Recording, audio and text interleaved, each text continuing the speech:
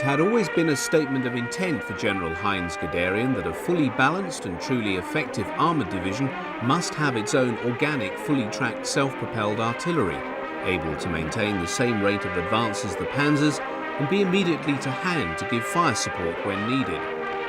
That Guderian's notion could have been given reality in the period of German rearmament during the 1930s was a pipe dream. While subtle and sophisticated propaganda fed to audiences at home and abroad fostered the image of an immensely powerful Third Reich, the reality was that the rearmament program was very broad but had little depth. Adolf Hitler wanted war, but he had no intention of submitting Germany to a repeat of the debilitating conflict that had led her to defeat in the Great War. Even the rearmament program as it stood was financed at a much lower level than was propagandized by Hitler, and few were aware of the real economic strains it was causing the German economy even before the war began. When war came, Hitler wanted it to be short and sharp. The conflict that broke out on the 1st of September 1939 saw Germany ill-prepared for anything but a very short war. Certainly the Panzer Arm was nowhere near ready to embark on a major conflict. The medium tanks on which the basis of the war-making potential of the new Panzer Arm were based were only just coming off the production line. Output of panzers was low and was to remain so for some years after war began. At this stage there was no way that the German panzer divisions could expect to be equipped with their own tracked artillery when the tanks they were meant to support had yet to be produced in adequate numbers. This unpreparedness was mirrored in the lorry supply. By the onset of Barbarossa, transport detachments were driving vehicles trawled from the inventory of every country that Germany had conquered. But nowhere was the facade of modernity better seen for what it was than in the artillery. While a small number of artillery pieces employed in direct support of the fast-moving panzer divisions were towed by half-track, by far and away the majority of the army's artillery was pulled by horses. 3 million horses went into Russia with the German army. Equine sinew and muscle underpinned the great advances into the Soviet hinterland in the opening phase of Barbarossa. The scene of miles of horse-drawn columns moving eastwards could have been taken from a snap of German forces doing the same when marching deep into Russia in 1918. Although the German economy was to undertake remarkable expansion in the years ahead, provide self-propelled weapons in large numbers, Guderian never got them in the quantity he deemed necessary.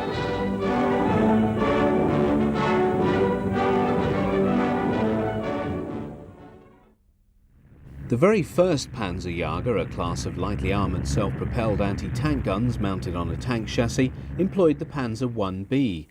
First appearing in 1940, it was built around the former Czech 47mm anti-tank gun, which had both a higher muzzle velocity and a heavier weight of shot than the Germans' own Pak-36. 86 rounds of ammunition was carried. Armour protection for the crew of 3 was minimal. The open-topped and open-backed superstructure mounted just 14.5mm on the gun shield. 202 were converted by Daimler-Benz and Skoda, with production ending in February 1941. Most were employed after 1941 in Russia. A small number of Panzerjäger 1s served in North Africa. Battalion 605, comprising 3 companies, was shipped to Libya in early 1941. This unit participated in all the major battles in the Western Desert through to El Alamein. In late 1940, the same gun was ordered to be mounted on captured French Renault R35 chassis as a replacement for the Panzer I. It saw service mainly in the Normandy campaign. Surviving Panzerjäger 1Bs withdrawn from service in 1943 ended their days in training establishments. Significantly, it was another foreign weapon that was mounted on the next Panzerjägers. It was to prove most fortuitous for the German army that they captured many excellent Soviet 76mm anti-tank guns in 1941. The encounter with new Soviet tanks early in the Russian campaign was a shock to the German army. Intelligence had given no intimation of the existence of the KV-1 or KV-2. Only the proficiency of their military technique compensated the Germans for the technical superiority of these new machines. It was, however, T-34 medium tank that caused the greatest alarm, for it represented a quantum leap in tank design. For German infantry forced to combat these formidable machines, the impotence of the standard 37mm Pak 36 anti-tank gun, already demonstrated in the French campaign, now received more telling confirmation in Russia. Even at point-blank range, the armour-piercing shot from the weapon just bounced off the thick armour of these Soviet monsters. Nor did the 50mm Pak 38, introduced in small numbers just prior to Barbarossa, fare much better. Only at close range could this weapon penetrate the armour of these Soviet tanks. The Germans turned to the 76mm M1936 and 1939 field guns captured in such vast numbers since June 1941. Rechambered to accept the ammunition of the Pak 40 75mm anti-tank gun, which was rushed into service before the end of 1941, the rechristened Pak 36-39 saw service with the German army until the end of the war. The prototype Panzerjäger 38T emerged as early as December 1941. So great was the need to field a self-propelled gun that could take on the powerful Soviet types. The Pak 36-39 was a formidable anti-tank weapon. Although production of the vulnerable Panzer 38T battle tank ended in 1942, its chassis was manufactured as a self-propelled mount for anti-tank and artillery weapons until 1945. The availability of the Panzer II-D and E variants in late 1941 also led to their being earmarked for conversion to mount the 76mm anti-tank gun. Surprisingly, the first Panzerjäger 38Ts, known as the Marder III, did not receive their baptism of fire in Russia but with the Afrika Korps. But whether operating in the desert or on the steppes of Russia, the new vehicle was clearly a stopgap design, no matter how desperately needed. While the gun was able to penetrate up to 55mm of armour out to 2,000 metres, this Marder was handicapped by its high silhouette. While in Russia crews could attempt to hide their machine and lie in wait for the enemy before firing, in a desert devoid of cover this was more difficult. Protection was very weak, the gun shield offering a maximum of just 15mm of armour, making the crew quite vulnerable to direct enemy fire as well as shrapnel from shells exploding near to the vehicle. Even so, 363 were produced by BMM of Prague. The cumbersome appearance of the conversion of the Panzer II-D into Marder II indicates the urgency with which the 201 produced between April and June 1942 were needed at the front. The Panzerjäger II-D was first seen on newsreel when the tank hunting battalion of the rested and rebuilt 1st Waffen-SS Division, Leibstandarte Adolf Hitler, paraded through Paris along the Champs-Élysées, with other detachments in the formation in July 1942. All wear the standard overall colour of very dark grey. Taking the salute was Field Marshal Gerd von Rundstedt, Commander-in-Chief of Army Group West.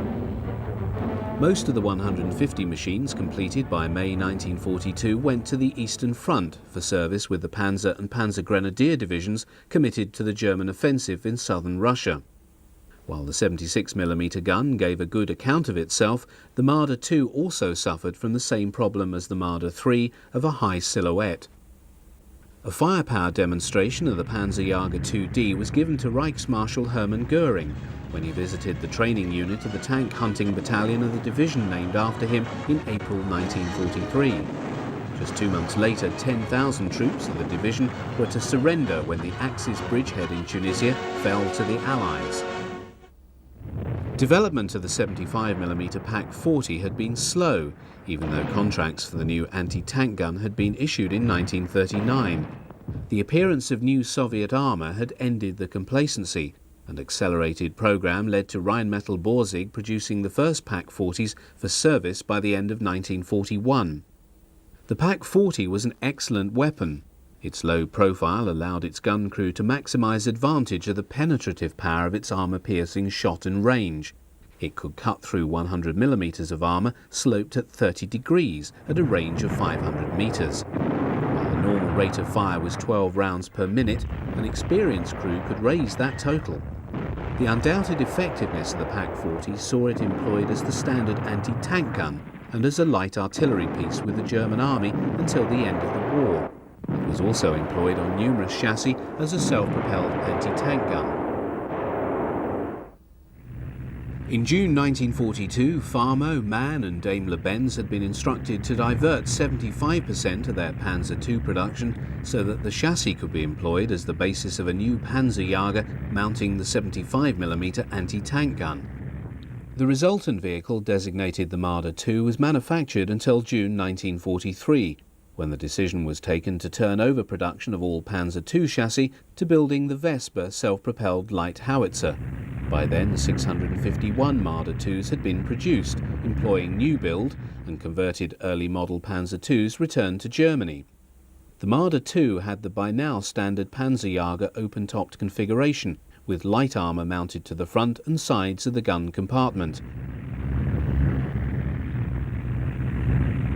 While issued to self-propelled Panzerjäger battalions, many Marder IIs were also used by paratroop units, who, after the high losses in the invasion of Crete, Hitler ordered employed as ground troops.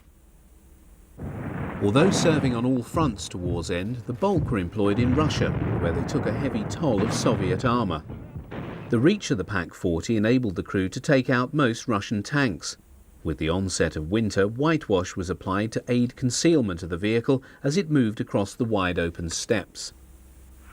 Serving alongside Marder IIs of the SS Panzer Corps in February and March 1943 are mid-production Marder IIIs on the Panzer 38T chassis mounting the 75mm Pak-40, which first left the production line at BMM of Prague in October 1942. Replacing the original Soviet gun Marder III, the new model employed a redesigned lower fighting compartment to house the German Pak-40 anti-tank gun, of which 417 were manufactured. The Marder IIIs of the Leibstandarte Adolf Hitler are fighting in the suburbs of the city of Kharkov, the scene of a major battle between the troops of the SS Panzer Corps and those of the Soviet Voronezh front in early March 1943. Marder IIIs saw heavy action throughout 1943. That illustrated here, serving with the Panzerjäger Battalion of the 3rd SS Panzer Grenadier Division Totenkopf at the Battle of Kursk in July. Mid-production Marder IIIs were also extensively employed in the Panzerjäger battalions of Army and Luftwaffe field divisions, serving as far afield as Russia through to Italy. Operation Axis, the long-prepared German contingency plan for the occupation of Italy, took place in September 1943. Among the forces streaming across the mountains into northern Italy was this contingent of late-production Marder IIIs. This new model was the consequence of a major reworking of the Panzer 38T chassis, which saw the engine resighted to the centre of the vehicle and the fighting compartment for the Pak-40 moved to the rear. Nearly 1,000 were manufactured by BMM. Self-propelled guns were employed in far greater numbers than tanks by the Germans in the Italian theatre, the mountainous terrain being more suitable to their tactical employment. This is well demonstrated by this film of a late Marder III operating in the vicinity of Monte Cassino in the first half of 1944. Employing the ruins of a bombed-out village, the Marder crawls out of cover on word of approaching targets. Mindful of the ability of pilots to spot tank tracks from the air, these are brushed away by one of the crew. The Marder moves to a firing position on the edge of the village, giving it a superb vantage point over the valley below. With the enemy targeted, the gunner loads the armour-piercing Panzer Grenade 40 ammunition. After a couple of shots, the Marder scuttles back to its hide before its position can be bracketed by artillery or targeted by enemy aircraft. Late model Marder IIIs saw extensive employment in Normandy from the 6th of June onwards. In common with all German military vehicles in the theatre, extensive camouflage was vital if they were to survive the attentions of Allied fighter bombers. The Germans employed large numbers of the chassis of captured French tanks as the basis of self-propelled guns. While a number of FCM and Hotchkiss chassis were employed to mount the Pak-40, the greatest number were manufactured using the Lorraine tracked carrier. A sizable quantity of these reliable machines had fallen into German hands in 1940, and in 1942, with the desperate need to motorise as many anti-tank guns as possible, the decision was taken to convert 170 Lorraine carriers to mount the Pak-40. While a number found their way to Russia and Italy, the bulk were retained for service with the occupation forces in France. Film of the Lorraine Schlepper is rare, and this comes from Normandy in 1944. Few, if any, of these machines were to survive the destruction of the German forces in the campaign. Most extensively converted of all the French types was the Hotchkiss H39, which was effectively gutted and rebuilt to mount the Pack 40, just 24 being so modified. All served in France. The final chassis to be adopted to mount the Pack 40 was very much a desperate expedient that reflected Germany's dire military predicament in late 1944. In a bid to place as many anti-tank guns as possible on self-propelled mounts, Hitler ordered that the 251D half-track be modified to mount the Pack 40. The complete weapon, less its wheels, was fitted with little modification into the half-track. Serviced by a crew of 4, it carried 22 rounds of 75mm ammunition. However, the weapon overstressed the chassis and the 251-22 was decidedly overweight. One of the first Hetzers to come off the production lines was presented to Hitler on the occasion of his birthday on the 20th of April 1944. This new variation on the Panzer 38T chassis marked a radical shift away from the conventional tank hunter with its highly vulnerable open-topped crew and gun compartment. The Hetzer, although designed for service in tank hunting battalions, was modelled on the purpose-designed and sophisticated tank destroyers with their fully enclosed and armoured bodies. It was for this reason that the Hetzer was classified not as a Panzerjäger but as a Jagdpanzer. Production of the Hetzer began at the Skoda works and at BMM in May 1944 with the phase-out of the Marder III. Primary armament remained the 75mm gun. While the enclosed armoured body offered the crew far better personal protection than the earlier tank hunters, it also led to cramped conditions, making movement within the machine quite difficult. This also inhibited movement of the gun, which had a constricted field of fire in consequence. In spite of these limitations, the Hetzer became one of the most effective and frequently encountered vehicles serving in the German army in the last year of the war. Successful employment of the assault gun in its adoptive role of tank destroyer led to the development of one type to fulfill both roles, built round an armoured body mounted on the chassis of the Panzer IV. The Jagdpanzer IV entered production with WOMAG in January 1944 and mounted a 75mm L48 cannon. These served with the 116th Panzer Division in Normandy. In August 1944, the Jagdpanzer IV was upgunned to carry the 75mm L70 cannon as mounted on the Panther tank. As the weight of the gun made the chassis nose heavy, the rubber tyres on the first two bogies were replaced with steel wheels. Parallel to the Panzer 470 built by WOMAG was a variation produced by Nibelungenwerke of Austria. A modified Jagdpanzer IV body was grafted directly onto a standard Panzer IV hull. This led to the Panzer IV 70A, distinguishable from the WOMAG model by its vertical sides. The largest, heaviest and most powerful anti-tank gun to see regular service with the German army was the 88mm Pak 43. The weapon realised its maximum muzzle velocity of 1,130 metres per second when using tungsten shot and could penetrate a T-34 up to 3,500 metres. Employing an identical chassis derived from the Panzer III and IV and sharing the same superstructure as the Hummel self-propelled gun, the 88mm Pak 43 armed Nashorn first saw employment during Operation Citadel in July 1943. While similar in appearance to earlier improvised Panzerjäger, the Nashorn was very much a purpose-designed vehicle built around the Pak 43. Unlike its smaller brethren, it was not distributed to Panzerjäger battalions, but retained in special detachments at corps level and farmed out according to need. Most of the 494 built served in Russia, but were encountered in Italy serving through to war's end. The standard field gun employed by the German army at divisional level from the time of its introduction in 1935 to the end of the war was the 105mm FH-18. This piece saw service on every front, from the frozen wastes of northern Finland to the boiling desert of North Africa. A versatile and widely employed weapon, the FH-18 utilised a split-trail carriage and, in earlier models, large pressed steel centre rubber-tyred wheels. On later variants, these were replaced with spoke types. Firing a 14.8 kilogram shell, it could range out to a maximum distance of approximately 10,500 meters. Experience in the east, where the gun's weight caused it to sink in the mud, led to the employment of a lighter carriage derived from the 75mm Pak 40 anti-tank gun, while the 2514 and the 3-ton 11 half-tracks were employed to tow the 105mm gun in North Africa and Russia. The bulk of those employed in Europe and the East relied on horse-drawn artillery teams. In 1939, a muzzle brake was added to increase the range of the gun. Designed in 1942 to confer greater mobility for the 105mm guns attached to mobile formations, the Vesper self-propelled gun employed a much modified Panzer II chassis. Although designed by Alket, production was undertaken by Farmo. In February 1943, the decision was taken to divert the production of all Panzer II chassis to the manufacture of the Vesper. The new self-propelled gun first saw employment during Operation Citadel, the Kursk offensive in July 1943. Seen in action are those belonging to the SP detachment of the 3rd SS Panzergrenadier Division Totenkopf.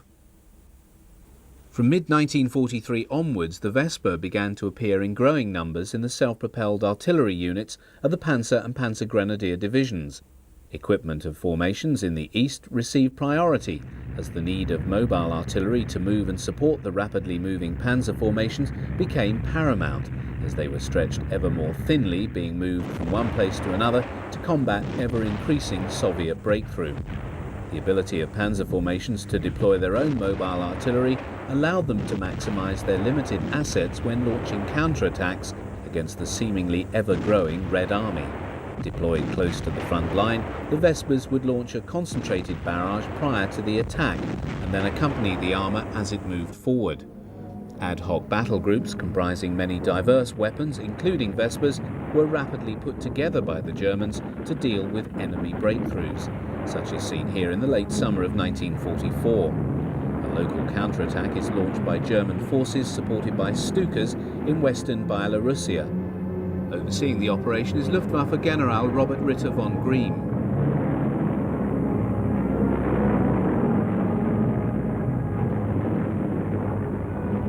After the preliminary air bombardment, German infantry moved forward to deal with the enemy.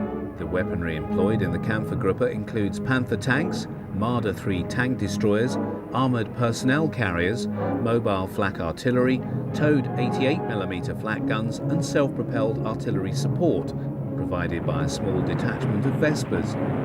The appearance of the Soviet Air Force flying Ilyushin-II Sturmovik leads to a barrage of anti-aircraft fire from the 88mm guns. The Soviet aircraft try and target the panzers moving across the plain.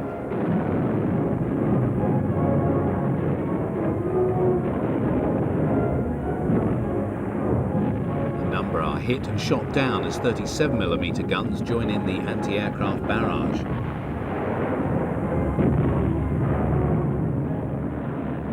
The Vesper detachment now brings its guns to bear on identified enemy positions prior to a further infantry assault.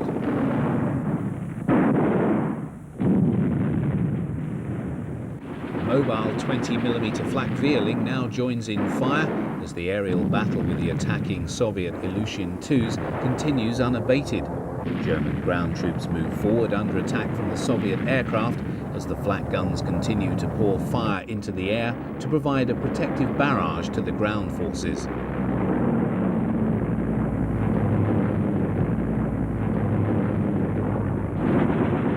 Sturmovik, hit by German flak, plunges to the ground. Although bombs from the Soviet aircraft still fall, German infantry continues to move forward. While casualties are moved from the field, the battle with the attacking Soviet ground attack aircraft continues unabated. Bombing and artillery fire combine to reduce the near horizon to a wall of explosions. In the final sequence, the 88mm flak score another victim as a Soviet fighter streams smoke before diving to the ground.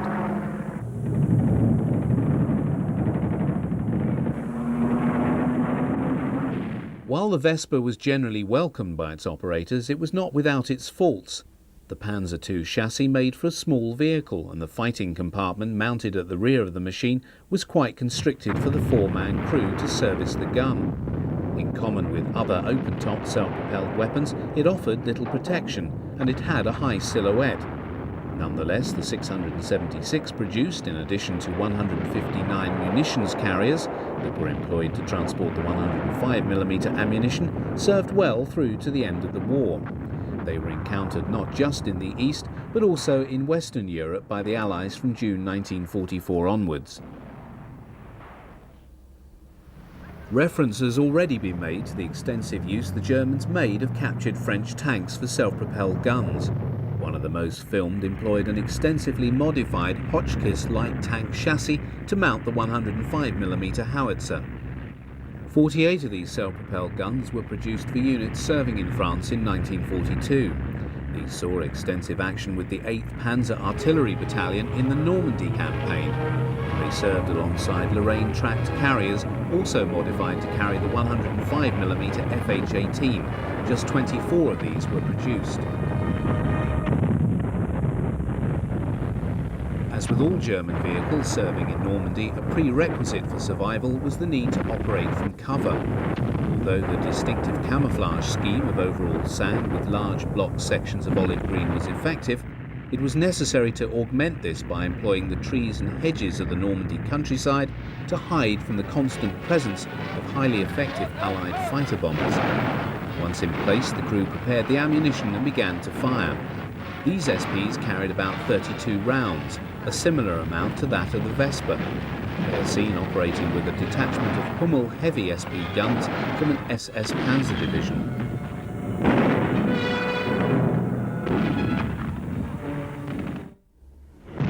Entering service in 1933, the SIG-33 equipped the heavy gun platoons of infantry regiments and remained in service until 1945. Limited to a maximum range of just 4,700 metres, its task was to lay down heavy fire and suppress enemy opposition as German infantry went into the attack. Its shell was relatively heavy at 38 kilograms, and the gun had a rate of fire of between 2 and 3 rounds per minute. It was this that saw it employed on the first self-propelled artillery vehicle developed for the German army. The decision to mount the SIG-33 on a self-propelled chassis led to the employment of the Panzer 1B. The mount was designed by Orket of Berlin, who converted 38 Panzer I chassis in February 1940, and these were in service for the French campaign. The resultant vehicle weighed some 3 tons more than the standard Panzer 1B. The 150mm gun was mounted in a large box-shaped compartment atop the hull and looked decidedly cumbersome. It was taken into battle by 6 heavy infantry gun companies in May 1940, each being attached to a panzer division. The only film of this vehicle in action shows it being used to effect, to blast defences as German infantry moved through a French town. In general, the vehicle proved successful in action and was later employed in the Balkans and Russia, finally disappearing from the battlefield in late 1943 when the survivors were serving with the 5th Panzer Division in the east. No others were built, for it was recognised that the gun overtaxed the light chassis and the very high silhouette was undesirable. An attempt to mount the SIG-33 on a Panzer II chassis in 1941 proved abortive, just 12 being built. Nevertheless, the SIG-33 on the Panzer 1B provided the German army with much formative experience in the operation of self-propelled artillery. The most numerous self-propelled types to mount the SIG-33 were those that employed the Panzer 38T chassis. Both models produced were known as the Bison. The first emerged in February 1943 and used the tank chassis with the gun mounted forward inside a box-like superstructure. As these weapons were required for service in the forthcoming summer campaign, the first 90 of the type seen here were converted using Panzer 38T Model H's returned from the front and then issued to heavy infantry gun companies of Panzer Grenadier divisions. The Bison saw widespread service in 1943 and was employed in Tunisia, France and Russia. The example seen here belonging to the Waffen-SS was employed in the Battle of Kursk in July. Small numbers were also encountered in Normandy in 1944. Seen in Milan in August 1943, where it was sent for security duties after its mauling at Kursk, is this rarely filmed 38T Bison belonging to the 1st SS Panzergrenadier Division, Leibstandarte Adolf Hitler. It passes a late Marder III belonging to the Panzerjäger Battalion of the division. 282 of the final model of the Bison saw the SIG-33 mounted on the identical 38T chassis as used for the late model Marder III tank hunter. The SIG-33 was also employed in 1941 to produce a powerful, fully armoured infantry assault gun on the Panzer IIIe and F8 chassis. Series production was not undertaken, just 24 being produced. These served at Stalingrad in 1942, with the survivors operating in the Kuban bridgehead in southern Russia. Making its debut with the 216th Sturmpanzer Abteilung at the Battle of Kursk in July 1943 were 60 Sturmpanzer IV Brumbars. This machine had been designed as a heavy armoured assault vehicle and had found particular favour with Hitler, who'd ordered its production in October 1942. The SIG-33 was ball-mounted in a very heavy armoured box with 100 mm of armour to the front and 50 mm on the side. The first version lacked a forward-firing machine gun, and the driver's vision slit was mounted low down on the front superstructure face. The mid-production Brumbar could be distinguished by the periscope mounted on the driver's housing. A fleeting glimpse of a late-model Brumbar can be caught behind the vehicle's crew as they line up to be presented with decorations for their bravery whilst engaged in heavy fighting with British forces on the border with Holland. The armoured superstructure of the Brumbar offered comparatively greater protection and space for its 5-man crew than did the hull and turret of a standard Panzer IV. In addition, the late model Brumbar had been substantially reworked to incorporate significant improvements to the design. The omission of a machine gun for close-in defence was rectified by fitting a ball mount high on the left side of the front superstructure plate. Armoured configuration on the front plate was also improved.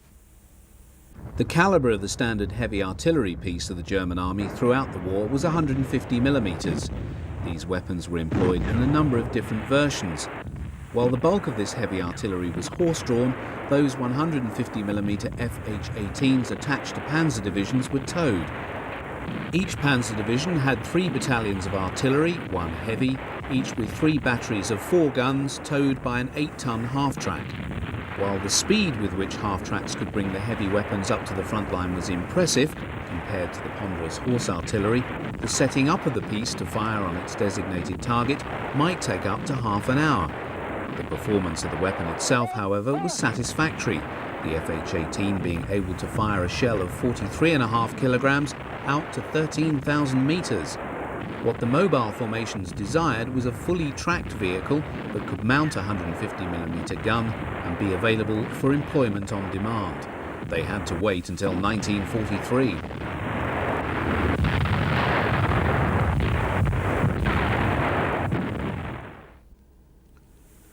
The prototype of the Hummel self-propelled gun mounted a 150mm howitzer with a large muzzle brake on a Panzer III-4 chassis.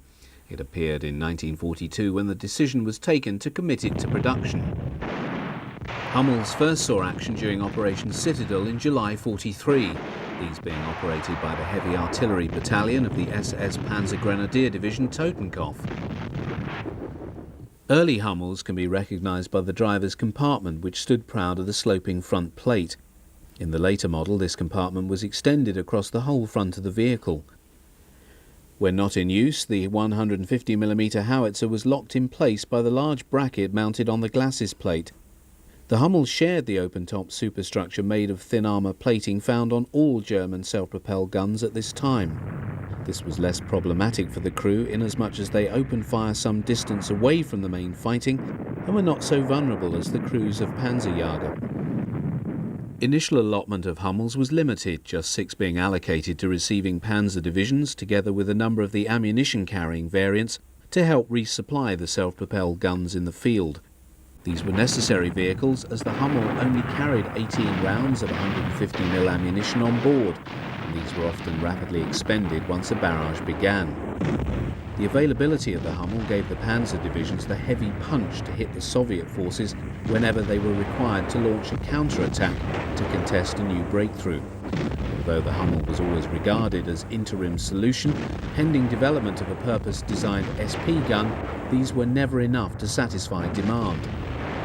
Often Hummels were seen to be firing alongside the smaller Vespa self-propelled guns as seen here in Hungary in early 1945 while fighting around Budapest. It was perhaps symptomatic of the waning strength of German military power that when Dr. Goebbels chose to make a last visit to the Oder front in March 1945, he was taken to watch the firing of a solitary Hummel. This vehicle had proved itself to be an extremely effective weapon, and by the time production ended in 1944, 666 gun vehicles and 150 resupply vehicles had been constructed by Alket and Deutsche Eisenwerk. The German army entered the Second World War in possession of a range of unique and highly effective light anti-aircraft guns that were to be employed throughout the conflict with great success. The light 20mm Flak 30 emerged in the 1930s and was already in widespread service when this film about the Luftwaffe was put out by the Air Ministry. Drawn by Krupp Boxers, the light flak guns are driven to their fire positions. The gun is then unhitched and slid off its carrying chassis onto its base and made ready for firing.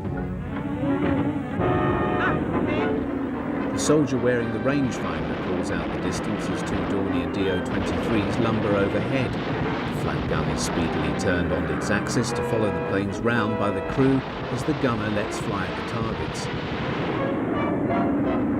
6 years later, the same procedure is followed as the flak fires on Allied aircraft over the Straits of Messina. As a crewman stands watch on a flak Vierling in Russia, another opens fire on Allied warplanes over southern Italy. It is joined by a 37mm flak and single 20mm flak, the three weapons employed on the most German self-propelled flak vehicles until 1945 and used in action from the Arctic Ocean to the Aegean, the Bay of Biscay to the Black Sea.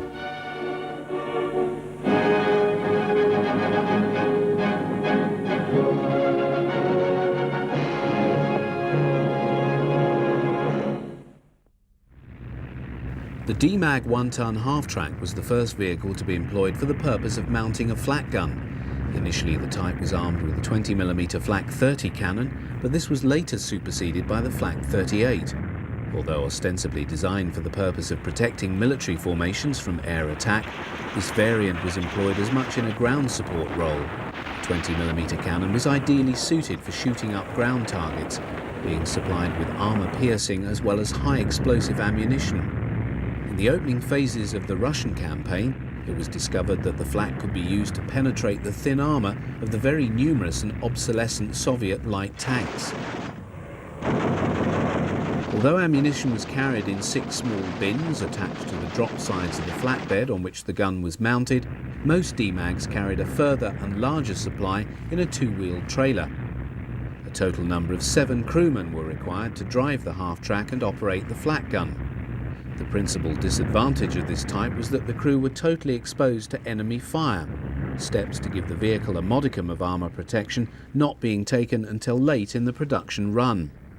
An armoured cab being provided for the driver and a shield for the flak gun. Other than this modification, the DMAG remained otherwise unchanged, being produced by a variety of industrial concerns until production was halted in 1944, by which time 610 had been produced. It was to serve in all theatres and saw action until the end of the war. The Flak Panzer 38T was a makeshift machine put into production to bolster numbers of mobile flak, pending availability of more sophisticated flak panzers. With Luftwaffe air superiority long since vanished from the skies above the battlefields in east and west, the army needed every flak vehicle it could muster. The German army had a propensity for arming every chassis that could mount a worthwhile weapon. Standard lorries like the Opel Blitz and Horch heavy passenger car were modified to carry the 20mm flak, most being employed in the ground support role.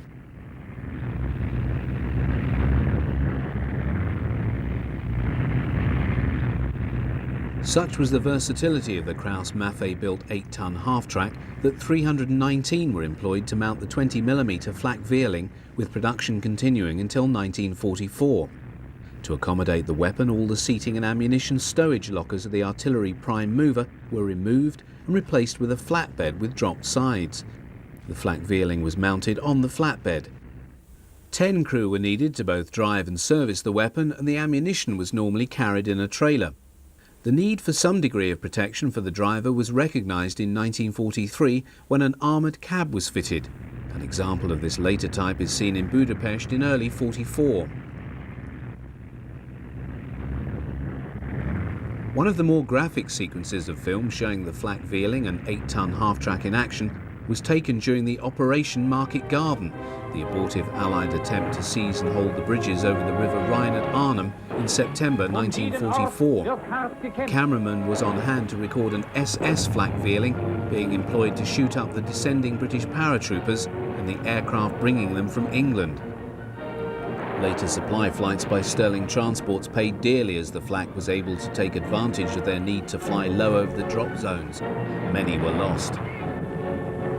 Armoured lorries also mounted the flak Vierling. This example is seen in Italy in 1944.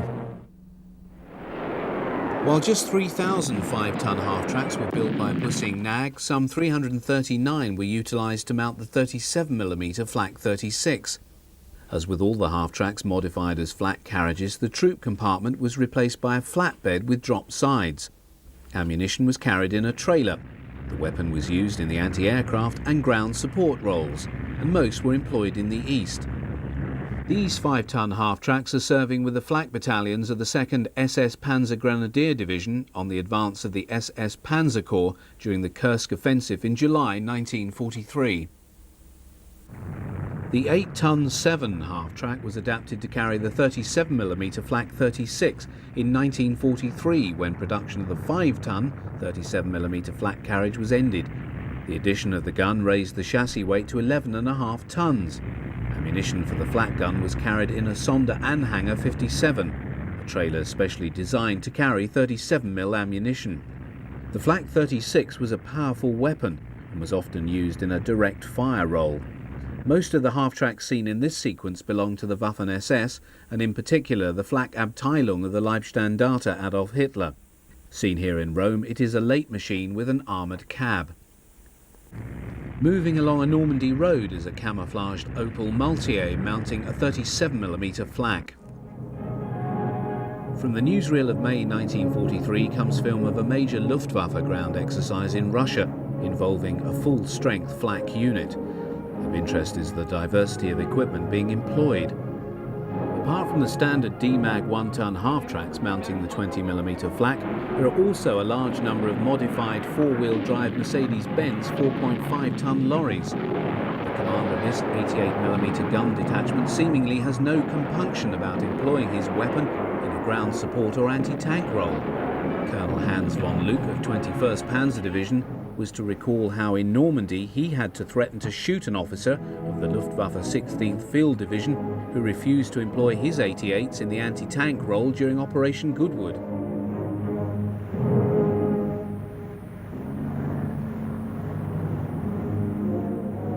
The period when this film was taken is significant.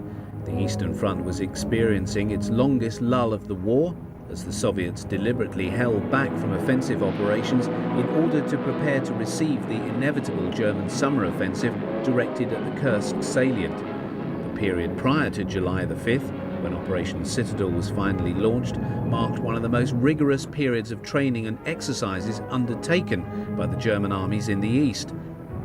The supposition is that this unit is waiting to take part in the operation.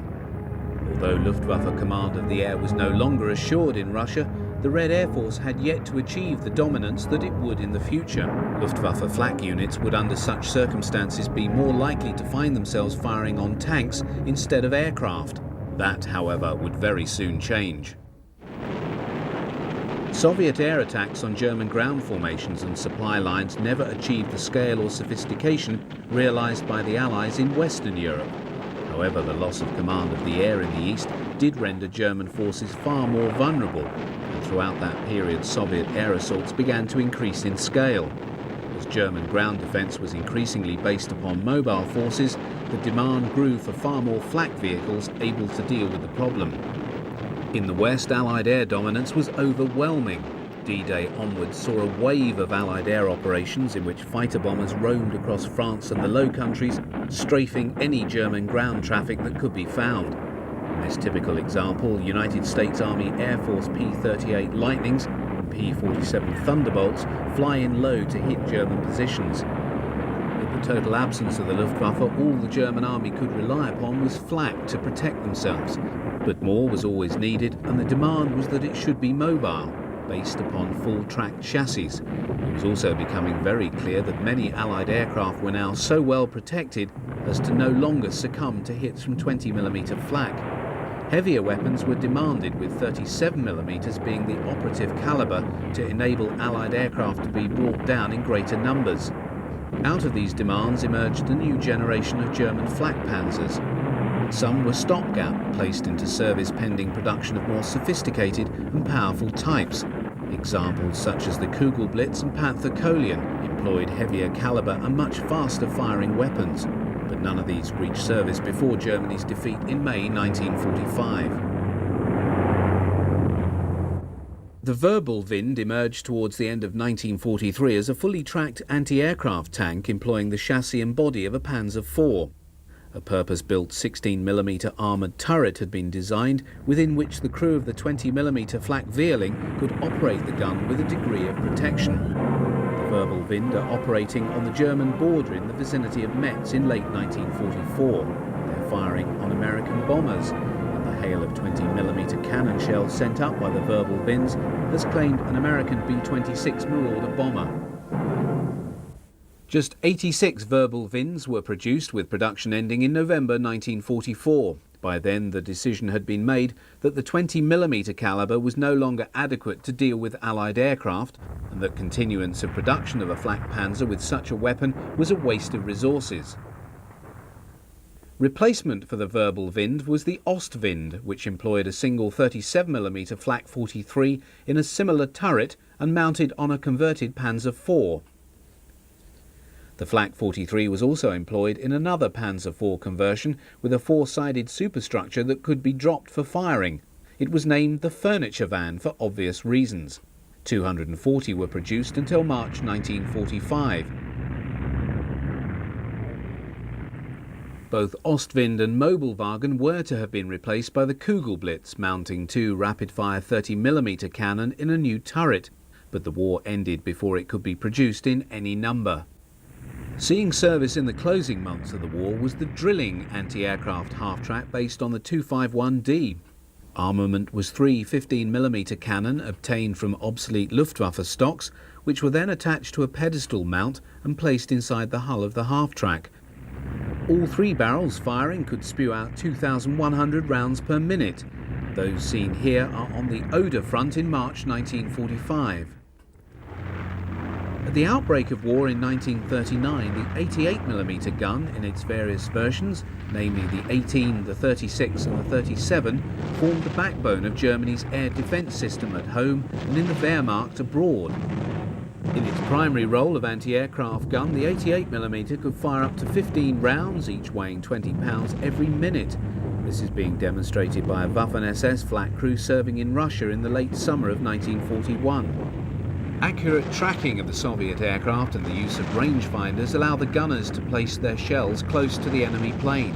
On this occasion, they're also employing a single 20mm flak 30 alongside the 88. The rounds tell as a Soviet bomber, almost certainly a Tupolev SP-2, is hit and plunges downwards, disintegrating during its final dive.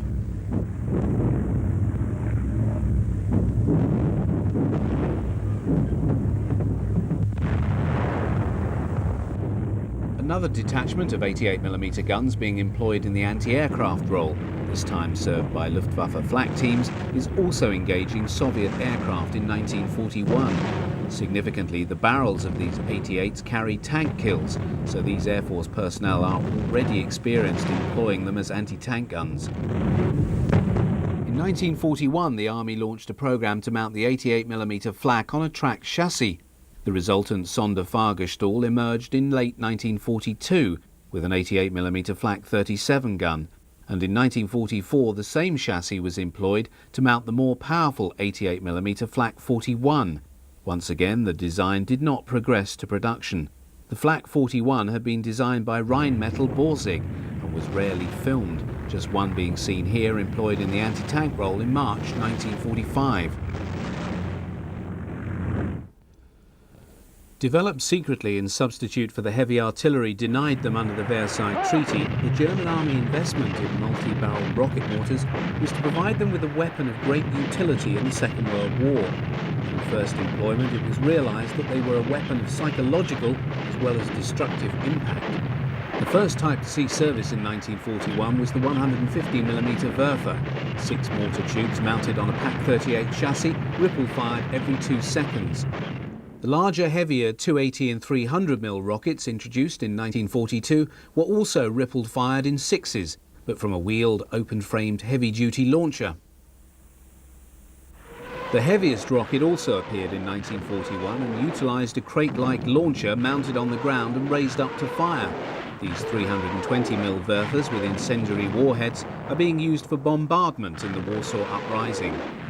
The real measure of the importance of these weapons to the German army can be seen in the growth of Werfer troops from 2,000 officers and men in 1939 to 135,000 in 1945. Such growth mirrors the effectiveness of these weapons. A battery of 6 150mm launchers could let fly a salvo of 36 rockets in 10 seconds, with the second following just a minute later. As the war progressed, Werfers were massed in large numbers. Mixed brigade with 384 150mm barrels and 325 210mm barrels could saturate a target area with 6 tons of warheads in 5 seconds, repeating the process just a minute later. Conventional artillery needed 81 batteries of guns to achieve the same effect. The explosive impact of these weapons was also matched by the concussive effect. Werfers were not without their limitations, however. Their employment so close to the front line drew heavy enemy fire down upon them, and losses among Werfer troops were high. Werfer batteries were vulnerable before and after a launch. Film from Normandy shows how a battery once towed to its firing position by half-tracks then took some time to prepare to launch.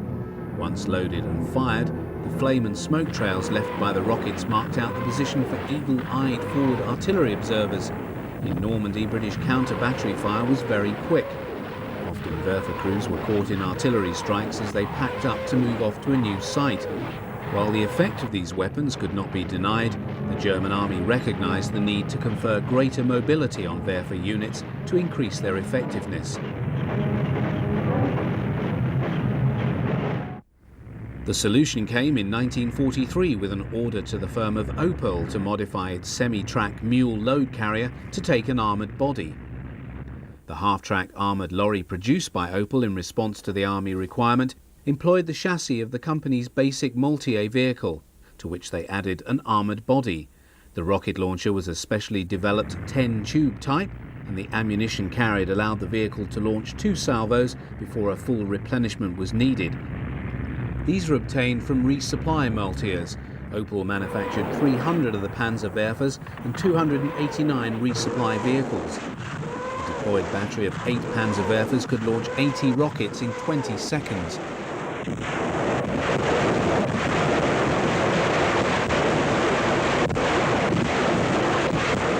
Although most film of Panzerwerfer batteries in action show them in Russia, they were employed on all fronts. Many vehicles were attached and detached from Panzerwerfer brigades as need arose.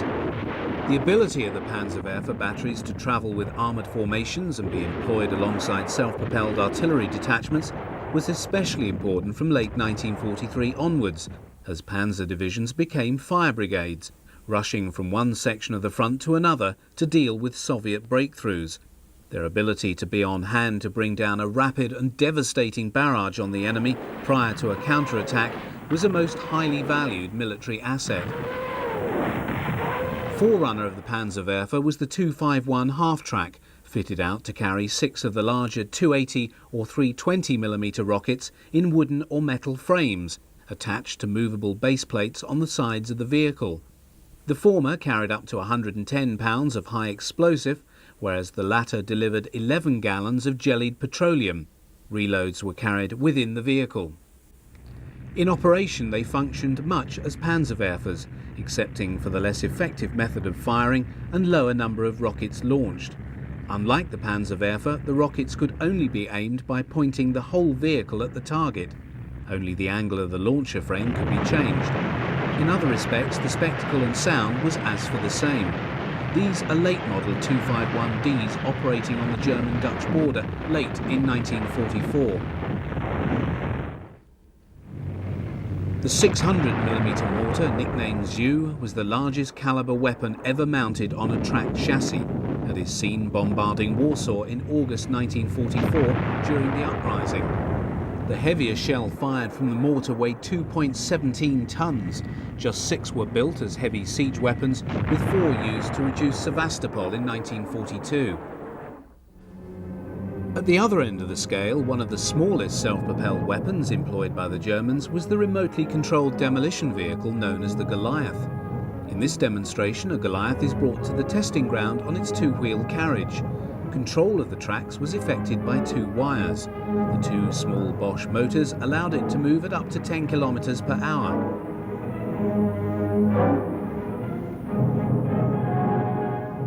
From his position, one of the soldiers studies the target, in this case a captured Soviet Su-85 self-propelled gun. The Goliath is released and directed towards its target. Scuttling across the frozen ground, it is driven into the side of the Soviet machine. The target and Goliath are both destroyed by its onboard explosive charge. For 6 long years, the German army employed a wide range of self-propelled weapons, ranging from armoured trains and tank destroyers to super-heavy mortars, at first to conquer and ultimately to resist their many enemies on the long retreat back to Berlin.